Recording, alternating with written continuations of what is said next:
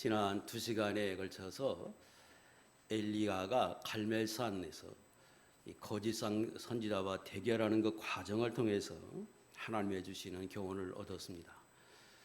자, 오늘부터는 그 이후에 있었던 사건을 통해서 교훈을 얻겠는데, 오늘 1절과 2절에 보면 아합이 대결 후에 돌아가서 그의 아내 이세벨에게 그간에 있었던 일들을 다 고합니다. 그리고 이세벨의 수하에 있던 거짓 선지자들이 대결에 패하고 그로 인해서 다 처형됐다고 하는 사실을 알리자 이세벨이 분노하면서 사실을 엘리야에게 보냅니다. 그리고 하는 말이, 내가 이맘때, 내일 이맘때에 반드시 내 생명을 저 사람들 중에 한 사람과 같이 너도 죽게 하겠다. 만약 그렇게 하지 않으면 신들이 내게 벌을 내림이 마땅하다 하고 결연하게 엘리야를 죽일 것을 협박을 했습니다.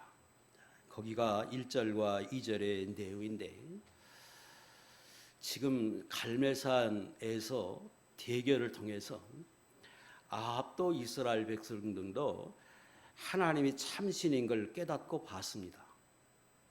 그래서 모두가 다 하나님께 영광을 돌리고, 그들이 기뻐한 것은 하늘에서 실제로 하나님이 비까지 내려서 이제 모든 것들이 다 해결됐다고 생각하고 기쁨으로 돌아왔는데, 두 사람 아합과 이 그의 아내 이세벨이 이렇게 반응을 합니다.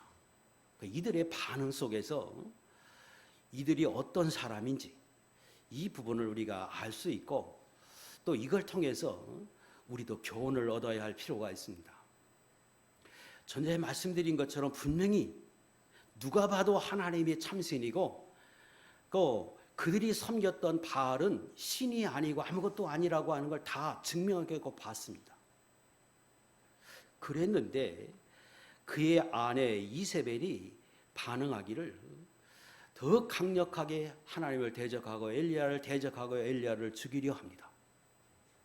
그것은 그 이세벨이라고 하는 그 여자는 사단에게 철저하게 붙들린 사람이라고 하는 걸 증거해 주고 있습니다. 사단은 하나님을 모르는 게 아니고 하나님을 잘 압니다. 그리고 하나님을 경험하고 하나님으로부터 책망을 받고 하나님의 불같은 역사를 봄에도 불구하고 그 사단은 그래도 하나님을 대적합니다. 이게 사단의 본성이에요. 사람이 사단에게 붙들리면 하나님의 역사인 것을 분명히 봄에도 불구하고 부인하지 못할 일들을 경험함에도 불구하고 돌아서지 못하고 오히려 하나님 앞에 더 대항하는 형태를 취한다는 거예요. 왕상 16장 31절, 시돈 사람의 왕 엣바알의 딸 이세벨을 아내로 삼고, 누가? 아합이. 아합의 아내 이세벨은 아버지가 옛 바알이에요. 이걸 우리나라 말로 하면 바알에 속한 자, 그런 뜻으로 바알의 종, 우리나라로 말하면 무당과 같은 존재예요. 그런데 그 아버지만 그런 게 아니라 지금 성경에서 말하는 것은 그의 딸로 완전히 사단에게 붙들린 그런 사람이라고 하는 걸 말해줍니다. 이런 사람은 하나님의 역사를 보면 더 대항하고 더 반항하고 더 발악하듯이 행동합니다. 세상에는 반드시 이런 사람이 존재합니다. 그리고 그 사람이 자기 자신은 악한 영에 붙들린 사람이라고 스스로 증명해주고 있는 거예요. 요한계시록 12장에 보면 그 악한 영에 관해서 소개할 때 그가 하늘에서 전쟁에 나와서 패하고 지상에 쫓겨납니다. 그리고 하나님이 그에게 영영한 심판을 명하고 실제로 어둠에 갇히게 했습니다. 그러면 회개하고 돌아서서 하나님을 섬기고 자기 위치를 지켜야 하는데 더 방황하면서 지상에 내려와서 예수 믿는 사람을 그때부터 핍박해서 죽이려 합니다. 이것이 악한 영이요 사단이고 마귀고 귀신입니다. 그런데 인간도 그게 붙들리면 이렇게 행동한다는 거예요. 불쌍한 거죠. 이런 사람은 또 우리가 한편으로 볼 때에 저 사람은 악한 영에게 붙들렸다 이렇게 말은 잘 하지 않지요. 왜? 사람을 평가해야 하고 그리고 오해 살 여지가 있고 정확하지 않을 수 있어서 우리가 그렇게 말하진 않습니다. 그러나 정확한 말은 강팍하다, 돌같이 강팍하다, 우리는 그렇게 말합니다. 성경에 보면 그런 사람이 많이 있어요. 디모데전서 4장 1절과 2절에 그러나 성령이 밝히 말씀하시기를 후일에 어떤 사람들이 믿음에서 떠나 미혹하는 영과 귀신의 가르침을 따르리라 하였으니 자기 양심이 화인을 맞아서 외식함으로 거짓말하는 자들이라고 말하고, 말세에 가면 반드시 이런 사람이 있다. 이 사람들은 양심이 화인을 맞아서 불로 지진 것과 같아서 양심으로 깨닫지 못하고 그리고 양심으로 알지 못한다. 하나님의 역사를 보고 그럼에도 양심의 가책을 받아도 그 양심의 가책을 받지 않은 사람처럼 행동해서 거짓말을 대놓고 하고 알 것도 뒤돌아서면 알 것도 거짓말하면서 그리고 더욱더 하나님을 대적하고 행동한다는 거예요. 그게 거짓말만 말하는 게 아니고 지금 하나님을 대적해요. 그 양심에 반하게 행동해요. 다 아는데, 깨닫는데도 불구하고 그걸 마치 모르는 사람과 같이, 아니 그걸 이겨보려고 하는 사람같이 더 강팍하게 한다는 거예요. 사도행전 7장 54절 이하에 우리가 여러 번 찾았는데 스데반이 선교하는 직전의 장면입니다. 그가 성령이 충만해서 천사의 얼굴을 하면서 자기를 해치고 죽이려 하는 그들을 불쌍히 여기고 불쌍히 여겨달라고 하나님 앞에 기도하는 그 스데반을 향해서 돌로 치면서 그가 하나님의 감동된 말씀으로 그게 증거하니까 가슴에 찔림을 받을 때 오히려 더 악을 바라면서 발악을 하면서 소리를 지르면서 돌로 스데반을 칩니다. 이것이 강팍한 사람, 사단에게 붙들린 자의 모습입니다. 말세에는 반드시 이런 사람이 있다고 성경에서 말합니다. 예수 믿는 사람도 절대로 그런 자리에 가지 않아야 합니다. 왜? 나는 연약한 존재인데 나보다 더 능력 있는 귀신이 나를 휘어잡고 내가 의지적으로 그게 순종하고 계속해서 따라 나가다 보면 우리 인간은 그럴 수 있다는 거예요. 그때 어떻게 해야 지혜로운가? 절대 대적할 이유가 없습니다. 그렇다고 두려워할 이유도 없습니다. 철저히 하나님께 맡기고 그리고 그런 사람들을 피하는 것이 옳은 것이고 성경은 그렇게 말합니다. 그런 사람은 사람이 어찌할 수 없는 사람이요. 하나님의 손 외에 다른 방법이 없어요. 맡기고 그저 돌아서서 불쌍히 여기고 기도해주고 그리고 대적하지 않는 것이 옳다. 이게 지혜입니다. 두 번째 사람입니다. 아하박. 참, 아하박은 지금 처음에 엘리야를 만났을 때 엘리야에게 말하기를 당신이 기도해서 이 나라가 이렇게 3년 6개월 피가 고지 않게 한다. 그렇게 말했던 사람입니다. 그때 엘리야가 말하지요. 그게 무슨 말이냐. 이 나라를 괴롭게 하고 힘들게 하는 건 당신이고 당신의 부모고 당신들이 바알을 섬김으로 하나님의 재앙을 내린 것이 아니냐. 그럴 때에 그가 찔림을 받겠죠. 그리고 그 말이 옳다고 여겨서 대결해 봅시다. 하나님이 진짜인지 당신이 섬기는 바알이 진짜인지 대결합시다. 그럴 때 이 아합은 그 말에 수응합니다. 그러니까 이세벨과는 차원이 다른 사람. 대결해요. 그래서 백성들 다 모으세요. 당신이 수하에 있는 거짓 선지자 모으세요. 그러니까 모읍니다. 그리고 대결을 합니다. 먼저 거짓 선지자가 나가서 했는데 실패하지요. 그때 그가 마음속에 깨닫습니다. 그래, 하나님이 진짜다. 그래서 이스라엘 백성들에게 엘리야가 명령하기를 무너진 제단을 수축하라고 할 때 백성들을 말리지 않습니다. 하게 합니다. 그리고 엘리야가 기도할 때 하늘에서 불이 내려오고 이스라엘 백성이 하나님만이 참신이라고 찬양하면서 하나님을 높일 때 아합도 같이 했을 겁니다. 그러니까 비가 왔지요. 그때 그 모습을 엘리야가 보고 그가 믿지만 하나님이 그를 불쌍히 여기고 하나님이 이렇게 받아주시고 은혜 주신 걸 알고 그에게 호의를 베풀지요. 가서 먹으십시오. 마십시오. 비 옵니다. 그리고 당신은 가서 기도합니다. 그리고 내려올 때 하나님이 비를 내리는 그 비를 맞으면서 마차를 타고 신나게 이스라엘의 왕궁이 있는 이스라엘로 내려왔어요. 뭘 말합니까? 그는 하나님의 사람. 비록 강팍한 사람이지만 그가 깨닫고 하나님 앞에 하나님 역사를 보고 하나님의 은혜를 경험하고 그리고 돌아서서 하나님을 높이고 찬양한 자리에 섰어요. 근데 문제는 집에 돌아오니까 아내가 화를 내면서 무슨 소리냐 이게. 그럴 때에 왕이면 다스려야지. 이스라엘의 왕이면 자기 아내일지라도 다스려야 하는데 그 아내의 그 말을 듣고 돌아서 버립니다. 그리고 사신을 보내서 엘리야를 오히려 협박합니다. 뭘 말하느냐? 분명히 아합은 하나님의 사람입니다. 그리고 인간인고로 넘어질 수 있고 실수할 수 있고 잘못할 수 있어요. 그런데 하나님이 깨닫게 하세요. 알게 하셨어요. 그래서 그 본인도 그걸 감사하면서 그 하나님의 은혜를 경험해요. 그런데 돌아서서 아내 때문에 남편 때문에 물질 때문에 권력 때문에 양심을 저버리고 그리고 돌아서 버리고 이것이 아합입니다. 성경은 아합을 이렇게 평가합니다. 왕하 21장 25절 시작. 예로부터 아합과 같이 그 자신을 팔아 여호와 앞에서 악을 행한 자가 없으면 그를 그의 아내 이세벨이 충동하였습니다. 이세벨이 나쁜 여자지.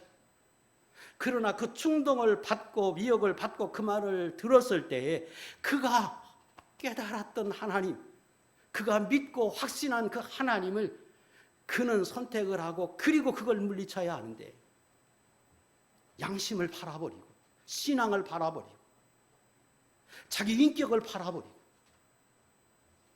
아내 때문에 그 눈앞의 이익 때문에 내가 편안하자. 이게 아합이에요. 그런데 이 땅에 예수 믿는 사람 중에 이런 사람이 있을 수 있다는 거예요. 분명히 하나님을 살아계심을 경험하고 아는데 그런데 돌아서서 순간적으로 내 양심을 팔아버리고 아닌 것처럼 모르는 것처럼 오히려 하나님을 대적한 자리에 설 수 있다. 이러지 말아야 한다는 거예요.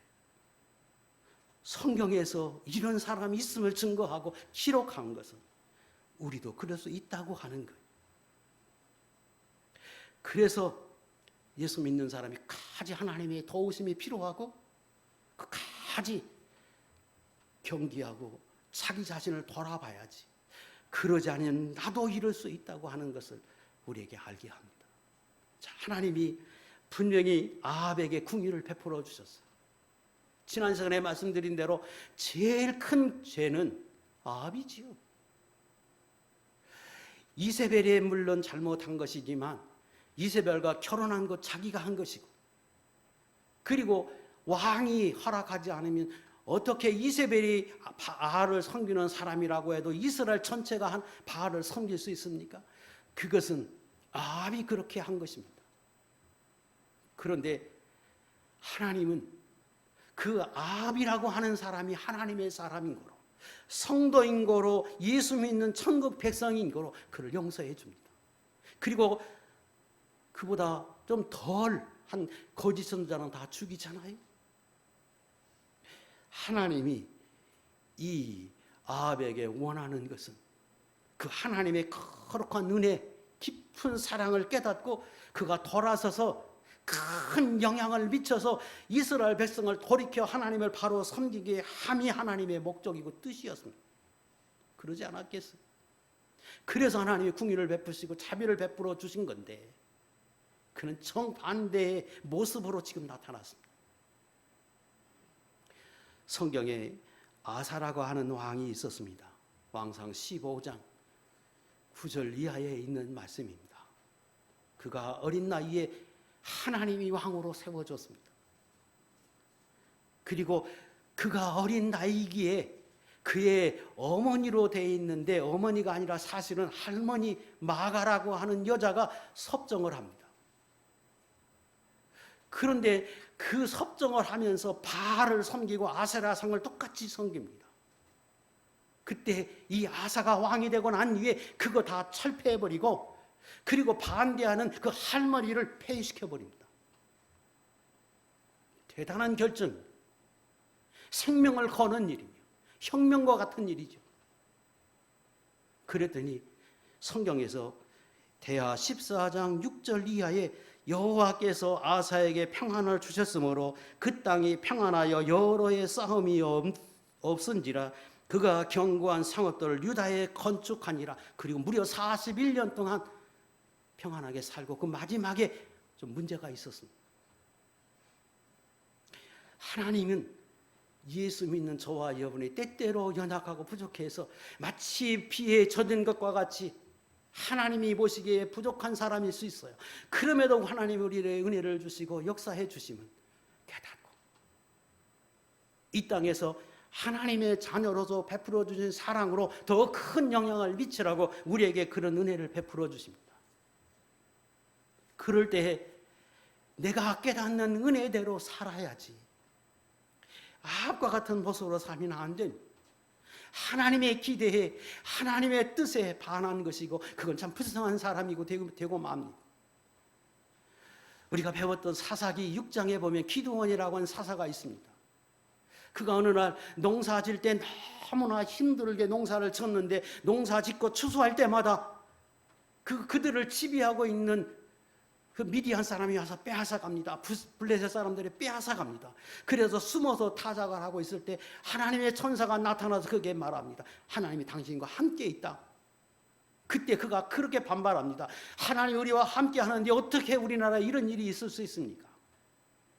그때 하나님이 너와 함께 있어서 너를 통해서 미디안을 치게 될 거다. 그때 그 기드온에게 하나님 이 나라가 이렇게 된 이유가 바알을 섬김에 있다고 하는 것, 우상을 섬김에 있다고 하는 걸 알립니다. 그리고 명령합니다. 내가 가서 내 아버지가 섬기는 내 동네 사람이 섬기는 이 나라가 섬기는 저 제단을 부숴버리고 거기에 하나님께 제사를 드리라. 기드온이 순종하죠. 무서워서 낮에 못하고 밤에 사람들 데리고 가서 아버지가 섬기는 그 족장이 섬기는 아니 백성들이 섬기는 그 제단을 다 헐어버리고 거기서 나와 있는 나무를 가지고 하나님 앞에 번제를 드립니다. 그때 그 다음날 동네 사람들이 다 일어나서 누가 그랬느냐 그리고 기도원 당신 죽어야 된다 그러잖아요. 꼼짝없이 죽을 수 있을 것 같은데 하나님이 그를 보호합니다. 그리고 우리가 잘 아는 대로 미디안의 300용사가 그 미디안의 군대 12만 명 이상을 물리치고 나라를 구하게 하나님이 하십니다. 하나님이 성도이기에 하나님의 사람이기에 우리가 연약하면 깨닫게 하고 또 그걸 하나님의 살아계심을 보이고 우리에게 알게 하십니다. 그때 복 있는 사람은 돌아서서 하나님 편에 서지만 많은 사람들이 알긴 아는데 이런저런 이유로 양심을 팔아버리고 신앙을 팔아버리고 자기 인격을 팔아버리고 돌아선다는 것. 그의 대표적인 사람이 아합이어서 성경은 그에게 말합니다. 그보다 악한 사람이 없다. 저와 여러분 하나님이 사랑하십니다. 그리고 오늘도 하나님이 살아서 역사하심으로 오늘 우리에게 알게 하도록 하나님의 역사를 보이십니다. 그러면 하나님의 은혜를 깨달으면 언제나 하나님 편에 서서 하나님을 높이고 기쁘게 하는 이 자리에 서서 하나님을 영화롭게 하는 하나님의 종들이 다 될 수 있기를 주의 이름으로 축복합니다. 엘리야가 이세벨이 보내는 그 사신의 말을 들었습니다. 그리고 이후에 엘리야가 이렇게 반응합니다. 3절 그가 그 말을 듣고 지금 왕궁에서 어떤 일이 벌어지고 있고 이스라엘이 어떻게 돌아가는지를 형편을 살펴봅니다. 그랬더니 정말로 그렇게 하나님을 높였던 아방도 돌아섰고 백성들도 별로 반응이 없어요. 그리고 자기를 죽이겠다고 하는 이세벨의 말을 듣고 그가 위기를 느끼고 생명의 위협을 느끼고 그가 그 자리를 떠나서 브엘세바라고 하는 것으로 도망을 합니다. 그런데 브엘세바는 북쪽 이스라엘 그리고 남쪽 그 유다 가운데 제일 밑에 있는 경계 지역입니다. 그러니까 북쪽 이스라엘에서 사역하고 있던 지금 이 엘리야가 남쪽 유다 나라 제일 끝에 있는 브엘세바로 도망을 가서 거기서 사환을 그곳에 머물게 하고 자기 혼자 광야로 들어갑니다. 하룻길쯤 가다가 나무 아래 앉아서 하나님께 죽기를 구합니다. 여호와여 넉넉하오니 나는 괜찮습니다. 나는 족합니다. 나는 원이 없습니다. 지금 내 생명을 거두시옵소서. 나를 데려가 주십시오. 죽고 싶습니다. 하고 그가 하나님께 기도합니다. 나는 내 조상보다 낫지 못하니이다. 이 말은 내가 그렇게 대단한 사람이 되지 못합니다. 나는 더 이상 내 조상들과 같이 그런 인재가 되지 못합니다. 나 더 이상 못합니다. 나 그럴 만한 사람이 못 됩니다. 나 이제 숨을 거두어서 나 하나님 앞에 가게 해 주십시오. 이렇게 하나님 앞에 기도합니다. 자, 뭘 알 수 있습니까? 인간이 얼마나 연약한 존재인지, 인간이 얼마나 나약한 존재인지를 말해주고 있습니다. 지금 이전까지 엘리야는 어떤 사람이었느냐? 하나님이 아합에게 가서 말해라. 내가 말하기 전까지 이 나라가 비가 오지 않고 이슬도 내리지 않는다고 가서 말하고 그리고 그를 시내 깔아 숨어라 그럴 때 그가 순종해서 그렇게 하지. 그 무려 6개월 동안 거기에 머물고 있다가 그 다음에 하나님이 또다시 말씀할 때 너 이번에 그 시돈이라고 하는 지방으로 가서 살아봤 그 과부 집에 머물라. 그때 순종합니다. 그때 그 순종이 이세벨의 고향 아버지가 지배하는 제일 위험한 곳임에도 불구하고 그는 담대하게 그곳에 갑니다. 그리고 또다시 하나님 명령하기 이번엔 직접 아합에게 가라. 아합을 만나라. 그래 순종하지요. 그리고 850명이라고 하는 거짓 선지자와 대결을 해서 승리했던 이 엘리야가 한순간에 무너져서 사역의 자리를 떠나서 광야에 가서 선지자가 죽음을 구하고 있습니다. 인간이 어제까지만 해도 다 세상을 다 지배하고 할 것 같았는데 어느 한순간에 낙심이 되면 절망이 돼서 우리도 이룰 수 있다는 거예요. 그러므로 저와 여러분들이 하나님 앞에서 끊임없이 기도할 필요가 있고 하나님의 붙드심이 아니면 살 수 없다고 하는 사실을 우리도 알아야 합니다. 성경에는 이 엘리야만 이런 것이 아니라 또 다른 많은 하나님의 사람임에도 이렇게 산 적이 있습니다. 우리가 아는 세례 요한도 예수님을 바라보고 보라 세상 죄를 지고 가는 하나님의 어린 양이라고 바로 예수님이 하나님의 메시아인 걸 알고 자기의 제자들을 예수님께 보내는 그 믿음의 사람이 옥에 갇혀 조금 시간이 지나니까 사람을 보내서 오실 그이가 당신입니까? 우리가 다른 일을 기다려야 합니까? 하고 말합니다. 베드로는 자기의 모든 것 다 버리고 배도 버리고 부모 떠나서 주님을 따릅니다. 그리고 결심하고 다짐하기를 주와 함께 죽을지언정 주를 부인하지 않겠습니다. 다른 사람이 다 버릴지라도 나는 주님을 버리지 않겠습니다. 그러던 그가 한순간에 자기 생명 앞에서 주님을 모른다고 부인합니다. 이게 인간입니다. 하나님이 나를 붙들어 주지 않으면 내가 끝까지 하나님 앞에 믿음의 모습으로 살다가 주 앞에 갈 수 없는 존재임을 알아서 그래서 인간은 언제나 겸손하게 주님 바라보고 끊임없이 주님 앞에 기도할 필요가 있다고 하는 것입니다. 장담 못해요. 누구나 장담 못해요. 그래서 시편 기자는 제가 그 컴퓨터를 통해서 조회를 해보니까 무려 17번이나 하나님 나를 버리지 마소서 이런 기도가 있었습니다. 띄워보세요. 71편 18절 대표적입니다. 읽겠습니다. 시작. 하나님이여 내가 늙어 백발이 될 때에도 나를 버리지 마시며 내가 주의 힘을 후대에 전하고 주의 능력을 장래의 모든 사람에게 전하기까지 나를 버리지 마소서. 이게 믿음의 사람의 모습이고 우리가 끊임없이 하나님 앞에 이렇게 할 필요가 있다는 거예요. 시편 기자도 무려 17권 이상을 하나님 앞에 끊임없이 기도합니다. 하나님 나를 끝까지 붙들어 주세요. 나를 버리지 마세요. 나를 놓지 마세요. 내가 하나님을 떠나서 하나님을 섬기지 못한 자리에, 하나님을 부인하는 자리에, 모른다고 하는 자리에 가지 않도록 나를 붙들어 달라고 기도합니다.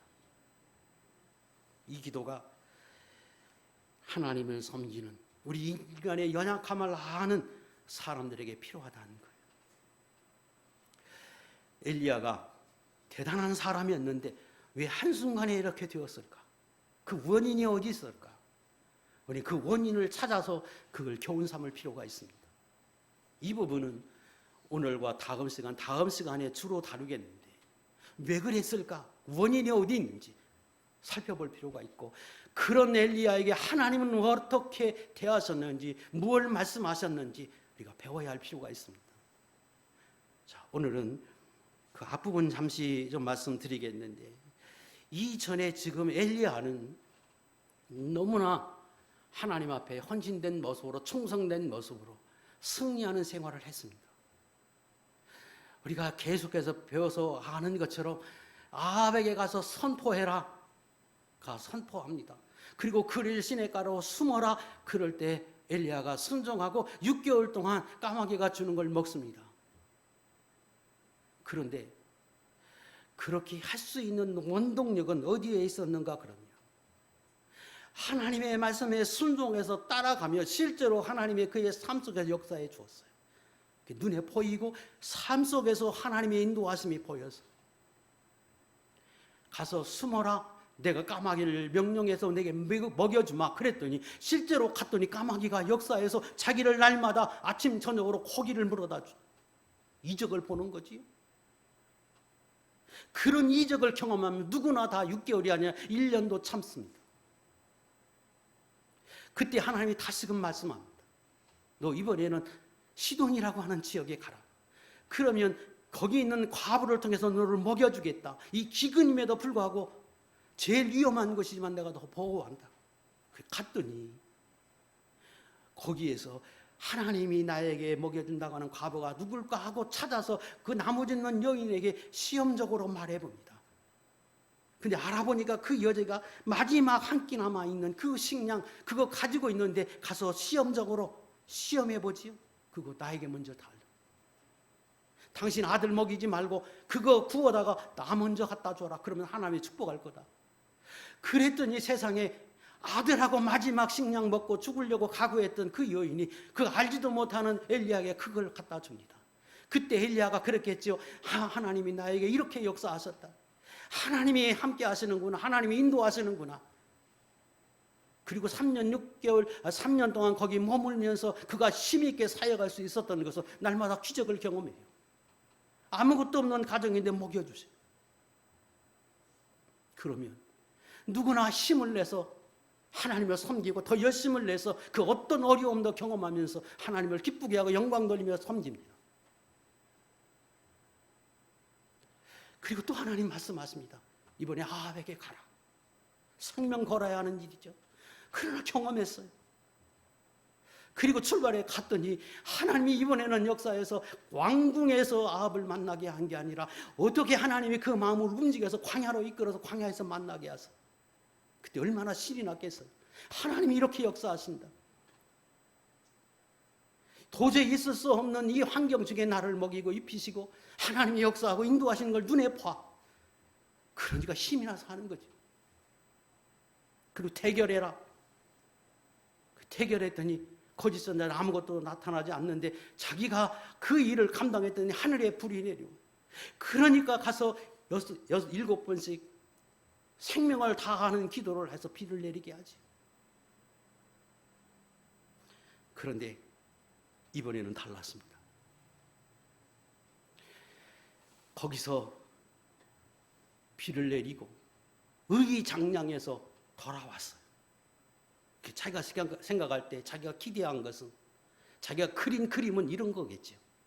아, 하나님이 이제 이스라엘 백성을 해결시키고 비까지 내리게 했으니까 이제 저 이세벨을 아합이 처단을 하든지 하나님이 처단을 하든지 이제는 이스라엘 모든 백성이 다 하나님 앞에 영광 돌려서 하나님을 기쁘게 할 거다. 이제 하나님을 다 섬기게 될 거다. 이런 기대를 하고 내려왔는데, 내려와서 자기 형편을 살펴보니까 여전히 이세벨은 강팍해 있고 더 기가 살아서 자기를 죽인다고 달라들고, 그 돌이켰던 아합의 마음도 돌아서서 오히려 더 자기에게 반대편에 서 있고, 거기에서 형편을 보고 일어나, 그 말은 그 돌아가는 환경을 살펴봤다 그 말이에요. 낙심이 돼요. 낙심이 돼서 그때 한순간에 무너져 버립니다. 낙심하고 절망하고 실족해버립니다. 어느 아주 유명한 철학자가 그렇게 말했죠. 인간의 절망은 죽음에 이르는 병이다. 소망이 없어버리면, 사라져버리면, 자기 기대와 소원과 정반대의 형상으로 나타나버리면 한순간에 인간이 이렇게 무너질 수 있다는 거예요. 특별히 하나님 앞에 열심히 기도하고 하나님을 섬겼던 사람, 자기가 기대해서 그림을 그렸던 것들이 이런 거였는데 전혀 반대의 현상으로 나타날 때 한순간에 무너지고 하나님을 원망할 수 있습니다. 10절 눈으로 보세요. 그가 대답하되, 엘리야가 대답하되, 내가 만군의 하나님 여호와께 열심히 유별하오니 나는 하나님 앞에 섬겨도 그 어느 누구와도 구별할 만큼, 특별할 만큼 내가 하나님을 섬겼사오니 이는 이스라엘 자손이 주의 언약을 버리고 주의 대단을 헐며, 이스라엘 백성은 다 하나님을 버리고 바알을 섬겼는데, 그래서 그들이 주의 선지자를 다 죽이는 그런 환경에도 나만 하나님을 섬겼고 나만 남아서 하나님을 역사하고 내가 이 일을 하게 했는데 어찌 하나님 나에게 이럴 수 있습니까? 이거잖아요. 지금 하나님 앞에 그렇게 말하고 있어요. 하나님, 내가 어떻게 하나님을 섬겼는데, 내가 어떻게 하나님 앞에 지금까지 살아왔는데 어찌 나에게 이렇게 할 수 있습니까? 이게 지금 엘리야의 심정. 그러다 보니까 오로지 자기만 남은 것 같고 하나님이 자기를 버린 것과 같고 한순간에 무너져가지고 지금 하나님 앞에 이렇게 호소하고 있습니다. 특별히 성실하게 살았던 사람, 누군가 정말로 믿고 신뢰했던 사람, 하나님 앞에 특별하게 열심을 다하고 헌신을 다했던 사람, 자기 기대와 어긋날 때, 사람이 기대했던 바와 다르게 나에게 대할 때 어느 한순간에 무너질 수 있다는 것. 그때 우리는 어떠해야 하는지, 그 부분에 또 다른 요인들은 다음 시간에 주로 다루게 될 것입니다. 그때에도 하나님을 신뢰하고 하나님을 바라봐야 합니다. 생각해 보십시다. 이세벨이 와서 자기에게 그렇게 말했다고 칩시다. 아니, 직접 들었다고 칩시다. 그런다고 하나님이 죽으신 겁니까? 하나님이 자기를 버리신 겁니까? 여전히 하나님은 살아계시고 여전히 역사하고 그를 보호하십니다. 진짜로 엘리야를 버리고 죽이려고 했으면 이 이세벨이 사신을 보내서 협박할 게 아니라 군사를 보내야 했겠지. 지금 이스라엘에 나와 있는 엘리야, 그거 보고 있는 엘리야, 알고 있는 그 엘리야에게 당장에 가서 군사를 동원해서 죽여야 맞지요. 그런데 지금 이세벨이 사신을 보내서 이렇게 말로 하는 것은 그도 하나님이 두려워서, 그도 엘리야가 두려워서 말로만 협박한 것인데 그 말을 듣고 엘리야가 한순간에 무너져 버립니다.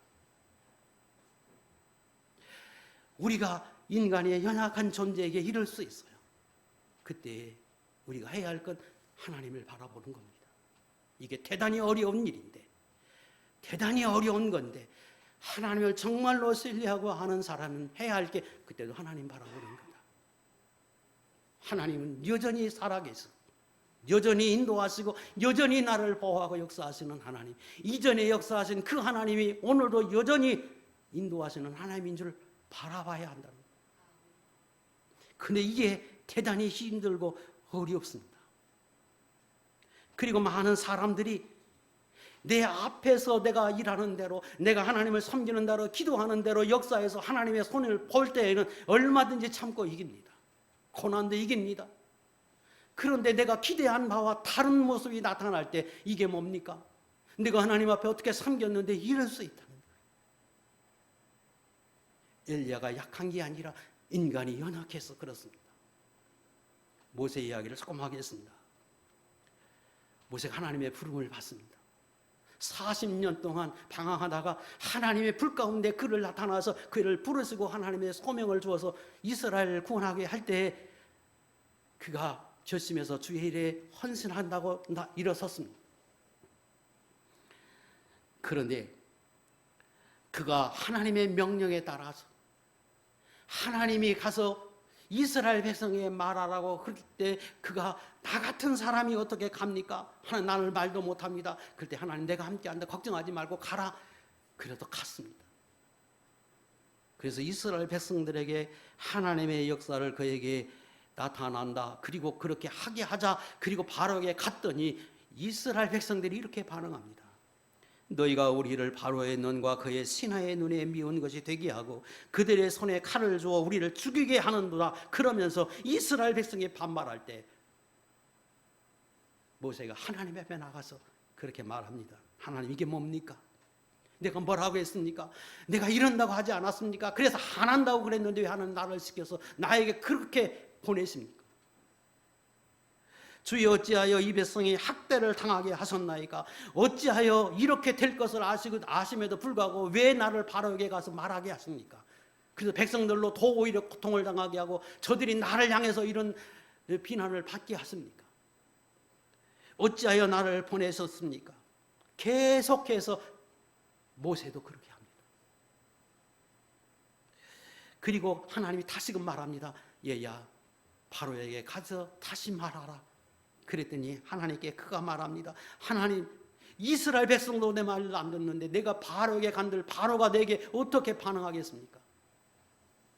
언제까지 그러느냐? 출애굽기 6장 넘어서 7장부터는 하나님이 그래 거기 가거든 이렇게 하라. 그리고 하나님이 그에게 준 능력이 뭐냐 그러면 지팡이 던지면 뱀이 되게 하고 뱀을 손으로 잡으면 지팡이 되게 합니다. 이적을 행하게 합니다. 10가지 이적이 그 이후부터 나타나는데 그 이적을 볼 때에는 그 어려움 중에도 잘 참고 합니다. 우리가 그럴 수 있어요.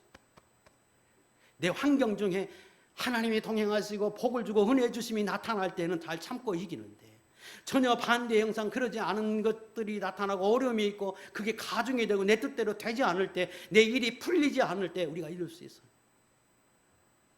그런데 그때에도 하나님을 바라보는 사람이 돼야 하고 그때에 그렇게 할 수 있는 그 믿음이 진짜 믿음입니다. 하나님의 기적과 이적을 베풀면서 열심히 섬기게 하는 거 다 합니다. 사실은. 그러지 않음에도 불구하고 하나님을 섬길 수 있으면 이게 진짜 믿음입니다. 하나님을 신뢰하고 나의 부족을 알고 내 기대와 소원이 온전하지 않을 수 있음을 알고 그때에도 하나님을 바라보는 신앙 이게 옳다는 거예요. 시편 이사야 55편 8절과 9절 시작. 이는 내 생각이 너희의 생각과 다르며 내 길은 너희의 길과 다름이니라. 여호와의 말씀이니라. 이는 하늘이 땅보다 높음같이 내 길은 너희의 길보다 높으며 내 생각은 너희의 생각보다 높음이니라. 이게 대단히 어렵습니다. 그러나 그래야 한다는 거예요. 다니엘 3장 17절 이하에 보면 다니엘의 세 친구가 나옵니다. 우상 앞에 절하라. 우리는 못하겠습니다. 그렇지 않으면 불에 넣겠다. 그럴 때 다니엘의 세 친구가 가서 이렇게 이야기합니다. 왕이여, 우리가 섬기는 하나님의 계시다면 우리를 맹렬히 타는 풀물불 가운데서 능히 건지시겠고 왕의 손에서도 건져내리이다. 그렇게 아니하실지라도 왕의 신들을 섬기지도 아니하고 금신상에게 절하지도 아니할 줄을 아옵소서. 그러지 않을지라도 나는 못합니다. 안 하겠습니다. 나는 하나님만 섬기겠습니다. 이게 진짜 신앙입니다. 그랬더니 진짜 불 속에 집어넣지요. 그때 그 불 속에 집어넣으려 갔던 그 두 사람은 그 불 옆에서 집어넣으려고 할 때 그 안에 있는 풀물불에 의해서 타 죽습니다. 그리고 세 사람은 불 속에 들어갔는데 또 한 사람이 그 불 속에 다니면서 그 세 사람을 보호해서 머리카락 하나 상하지 않고 나중에 나옵니다. 하나님이 보호하신 거예요. 세상에 힘들고 어렵고 고난, 죽음의 위기에 있다 할지라도 나는 믿음으로 하나님 앞에 살겠습니다. 그럴 때 그 환경 속에도 하나님 보호하고 인도하신다는 거예요. 그래서 하나님의 은혜를 경험하게 해요. 이게 진짜 믿음이에요.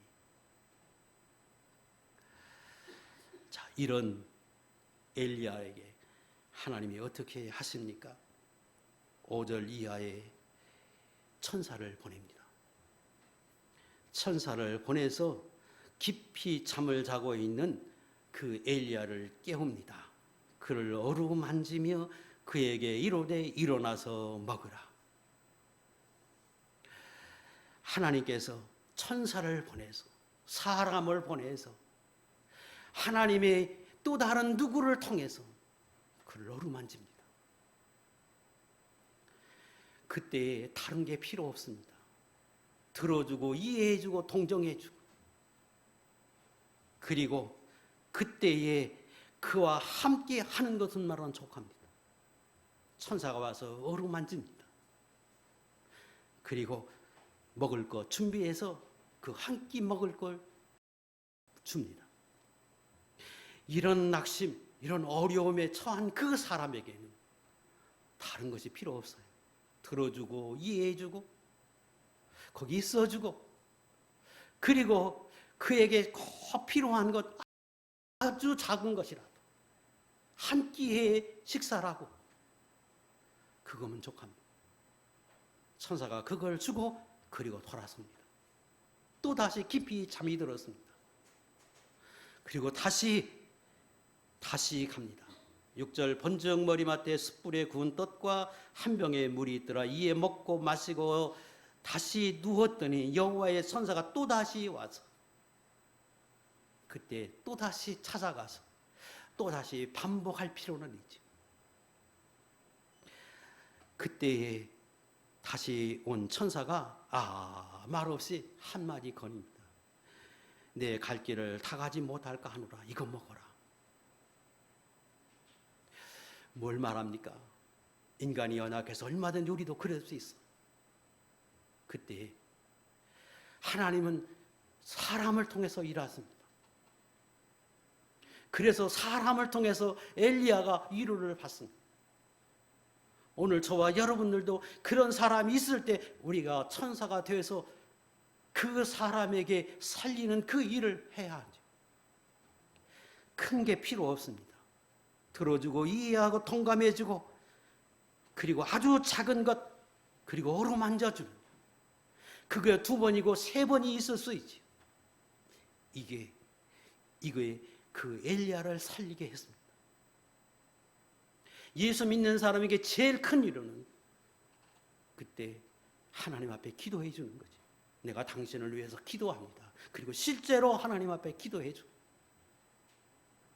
이것이 하나님의 엘리야에게 하신 것입니다. 그리고 기다립니다. 깊이 잠이 들어서 깨고 또 잠이 들고 깨고 기다려주고, 이게 하나님이 하신 거였습니다. 오늘도 하나님이 저희에게 그렇게 하셨고 또 그렇게 하실 것입니다. 그리고 그 일은 오늘 예수 믿는 저와 여러분들이 해야 할 일이기도 합니다. 이후에 하나님이 그를 어떻게 하십니까? 엘리야가 하나님을 바라보도록, 다시금 하나님 앞에 나아가도록 하나님이 그를 독려해 주었습니다. 하나님의 사람은 결정적이고 위기일 때, 어려움일 때 세상 사람과 다른 모습을 보이고 그렇게 해야 합니다. 지금 낙심이 돼서 죽어야 되겠다 생각하고 사안을 거기다 두고 자기 혼자 광야로 갔을 때에는 엘리야가 죽겠다고 간 겁니다. 그리고 극단적으로 자기의 몸을 자기가 해야 하는 것이 아니라 그건 하나님을 섬기는, 하나님을 아는, 천국을 바라보는 믿음의 사람의 모습이 아닙니다. 그때 엘리야는 가서 하나님 앞에 가서 기도합니다. 하나님, 나 죽여주십시오. 나 살기 싫어요. 나 도저히 못하겠어요. 나 그럴 만한 사람 못 돼요. 힘이 없어요. 하나님 앞에 호소합니다. 이게 사람의, 믿음의 사람의 모습이고 하나님의 사람의 모습이에요. 그때 하나님이 천사를 통해서 위로해주고 기다려주고, 그리고 하나님의 그의 마음을 어루만지면서 그에게 어떻게 감동하셨는지 7절에 그 천사의 말 속에서 알 수 있습니다. 7절, 여호와의 천사가 또다시 와서 어루만지며 이르되 일어나 먹어라. 내가 갈 길을 다 가지 못할까 하노라 하는지라. 이거 먹어라. 내가 가고자 하는 그 길 가다가 지쳐 쓰러질까 두렵다. 이거 먹어야 살지 않느냐. 이거 먹어라. 이 말은 이런 거죠. 원래 지금 엘리야가 죽겠다고 사안 두고 하룻길 와서 지금 광야에 아무도 없는 곳, 그 노뎀나무 앉아서 죽기를 구하고 있습니다. 근데 그때 천사 만나서 거기서 깊이 잠을 자고 하루가 지났는지 이틀이는 우리 알 수는 없지만 그때 하나님의 그의 마음을 감동해서 어떤 생각을 가지게 했느냐 그러면, 그래, 내가 호렙산에 가자. 그게 지금 누가, 천사가 그걸 알아요. 천사는 하나님이 보낸 사람이잖아. 그 천사가 지금 말해요. 내가 가고자 하는 데가 있지 않느냐. 거기까지 가려면 이거 먹어야 가지. 거기 못 간다. 그 말 속에는 천사가 그걸 알고 있다는 거예요. 엘리야가 지금 무슨 나중에 내가 호렙산에 가야 되겠다 하고 온 게 아니에요. 죽으라고 왔는데 그 기간 동안에 그의 마음을 하나님이 어루만져서 그 생각을 한 거예요. 그래, 내가 호렙산에 가자. 호렙산이 무엇입니까? 모세가 하나님 앞에 실패하고 40년 동안 종살이하면서 양을 치고 있다가 그 하나님의 산 호렙산에 무럭무럭 거기까지 가서 양치다가 자기가 그 양치는 걸 놔두고 거기 가서 하나님 앞에 기도하다 하나님 만나잖아요. 그 생각을 한 거예요. 내가 호렙산에 가자. 그리고 그걸 천사가 알고 지금 그렇게 말하는 거예요. 내가 가고자 하는 거, 내 마음에 결심한 거, 그거 하려면 이거 먹어야 되지 않느냐. 하나님의 그의 마음을 어루만지고 인도하고 궁극적으로 하나님 앞에 나가게 하셨어요. 이게 하나님의 감동이고 인도고 예수 믿는 사람의 모습이고 그것이 복이 있는 사람의 모습입니다. 그러나 아합은 반대잖아요.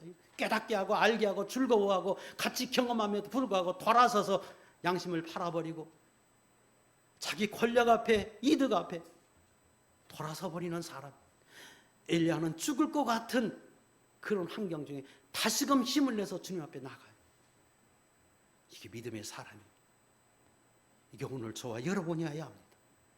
히브리 4장 15절 16절에 성경은 이렇게 말씀하십니다. 시작. 우리에게 있는 제사장은 우리의 연약함을 동정하지 못하실 리가 아니요 모든 일에 우리와 똑같이 시험을 받으시니로되 죄는 없으시니라. 그러므로 우리는 긍휼하심을 받고 때를 따라 돕는 은혜를 얻기 위하여 은혜의 보좌 앞에 담대히 나아갈 것이니라. 예수님에 관한 말씀입니다. 예수님은 하나님으로 이 땅에 오셨지만 그도 너희와 같은 그 아픔을 겪고, 아니 너희보다 더 큰 고난과 그 고통을 겪으신 분이다. 그래서 인간의 아픔과 고통을 아시는 분이다. 그러므로 너의 그 어떤 환경과 그 어떤 것도 하나님이 다 아신다. 주님이 아신다. 그로 담대히 그 주님 앞에 나갈 수 있으면 그분이 하나님이시고 나를 사랑하시고 그리고 친히 그 아픔을 경험하고 아신 분이기에 나를 어루만지셔 주신다. 나를 인도해 주신다. 나를 너무 잘 아신다. 그러므로 다음 대에 누구든지 어떤 환경인데 주 앞에 나가라고 말씀합니다. 그리고 그렇게 할 수 있는 것을 얻게 하기 위해서 당신이 친히 죽으시고 십자가에 못 박여 우리의 죄를 사해서 하나님 앞에 나가 은혜 있는 사람으로 만들어 주셨다. 그러므로 이 세상에 있는 그 어떤 사람도 어떤 환경 중에 있다 할지라도 하나님 앞에 나가야 하고 나갈 수 있다고 권면해 주십니다. 오늘 저와 여러분이 하나님의 은혜 있고 살아서 엘리야와 같은 사람으로 살아갈 수 있는데 때때로 이 땅에 살면서 이런저런 이유로 우리가 연약하고 낙심할 때가 있습니다. 그때 오늘 주신 이 말씀 기억하면서 언제라도 주 앞에 나가서 긍휼을 구하고 힘있고 승리하는 믿음의 종들이 될 수 있기를 주의 이름으로 축복합니다. 기도하겠습니다.